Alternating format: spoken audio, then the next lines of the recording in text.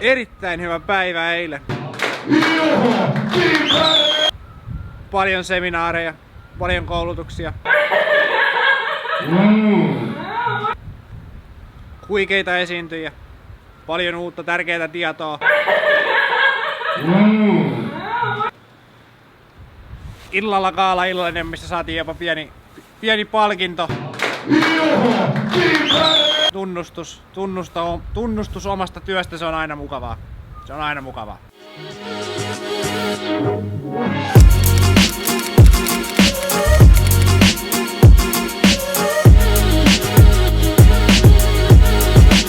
Joo, en mä ihmisiä. Joo, nyt kun sä kuvat GoProlla ja yleisesti, niin teillä tulee väkisin ihmisiä kuvataan niin paljon. Ota, mä pistän pois. Kuva sinne.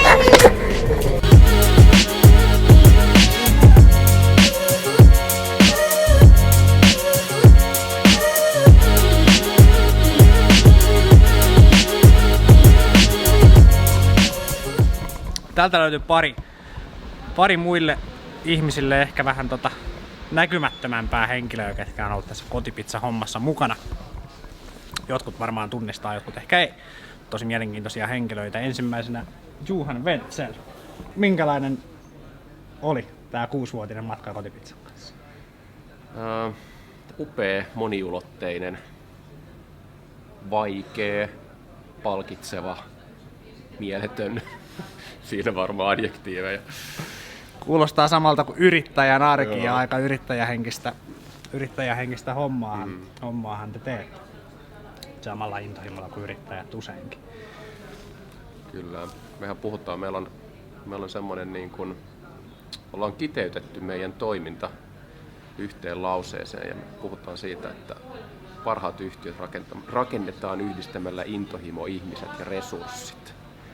Ja meidän pitäisi olla vähän se niin kuin näiden elementtien varjelija ja vähän se liima siinä niiden välissä, että sitten kun ne löytyy oikeissa suhteissa, niin silloin homma toimii. Ja nyt täällä se homma toimii. Täällä on intohimoa, täällä on oikeat ihmiset ja tällä yhtiöllä on nyt resurssit jatkaa. Ei se sen kummallisempaa.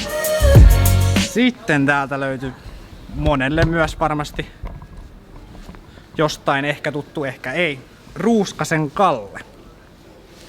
Kalle on ollut vähän enemmänkin tekemisissä ravintola-alan toiminnassa ja istuu tällä hetkellä Kotipizzan hallituksessa, eikö näin? Kyllä, ilolla. Minkälainen fiilis sulla on jäänyt kotipizza-ajastasi? Sitä on takana ja sitä on vielä edessä. Joo, varmasti samat adjektiivit, mitä Juhan tuossa luetteli, mutta mulle ehkä on enemmän näyttäytynyt se intohimo, tekemisen meininki, rohkeus, erilaiset ajatukset ja jotenkin semmoinen muutos, joka on näkynyt sitten niin kuin ennen kaikkea siinä yrittäjien tekemisessä. Et peli-ilme on kirkastunut ja jotenkin sellainen polte raaka-aineeseen, ihmisten kohtaamiseen ja yleisesti tekemiseen on jotenkin niin kuin löytänyt uudet uomat. Ja sitä on ollut hieno seurata ja toivottavasti jollain tavalla vähän ohjatakin. On ainakin omaa toimintaa on ohjannut tosi paljonkin. Jos joskus on mahdollisuus, niin käykää katsoa joku Kallen pressissä. Se on ihan huikea se Kallen lavakarma, kuinka se tuo ideoitaan. Ja siellä on monta hienoa menestystarinaa myös Kallella takana. Ja niitä saa varmaan tutkimalla selville. Ja jos ei muuta, niin kattokaa. Käykää joskus katsoa, jos on mahdollisuus.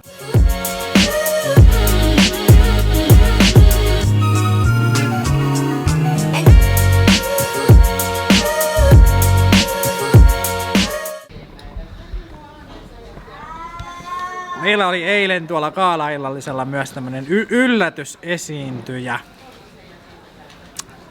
Joillekin tuttu varmaan Amurin enkelinä. Jenni Kokander. Hei! Heippa!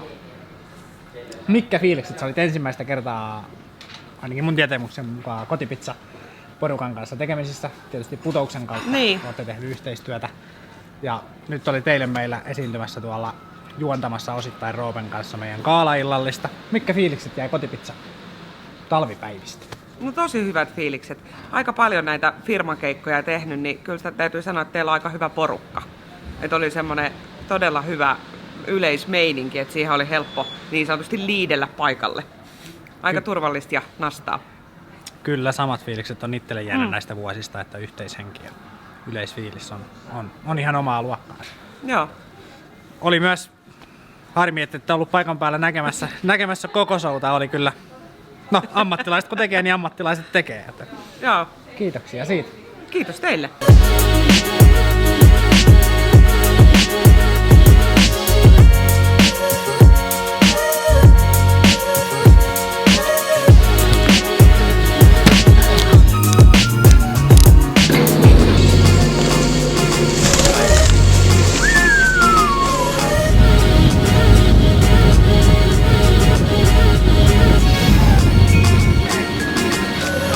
Pari laskua takana ja pikkasen on ehkä taidot ruosteessa, mutta antaa sen ainakin pystyssä, onneksi pysytte.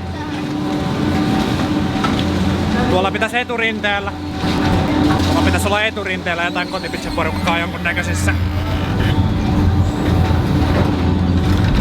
jonkunnäköisissä stiikakappi, ei kun joku laskettelukappi hommissa käydään kattoo ja en tiedä kerätäänkö osallistua.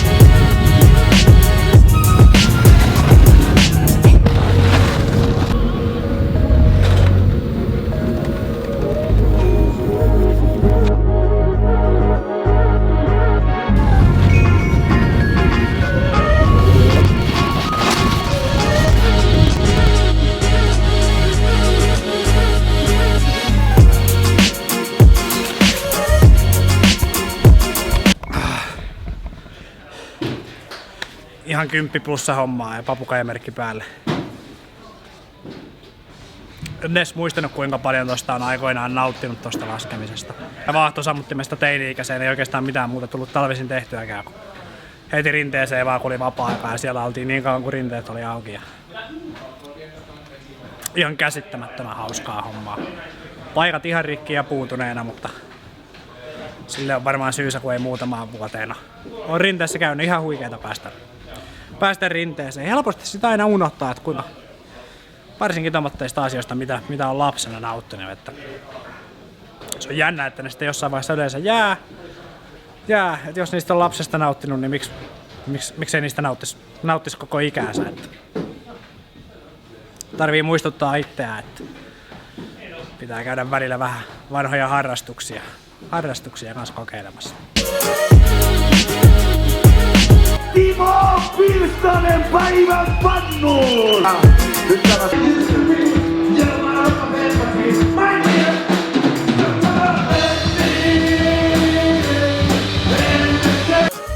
Talvipäivät 2017 alkaa olemaan meidän osalta pikkuhiljaa paketissa. Jotain pientä iltaohjelmaa tossa vielä olis karaoke-kilpailuiden muodossa. Mutta me pakkaillaan tässä tavarat ja valmistaudutaan huomiseen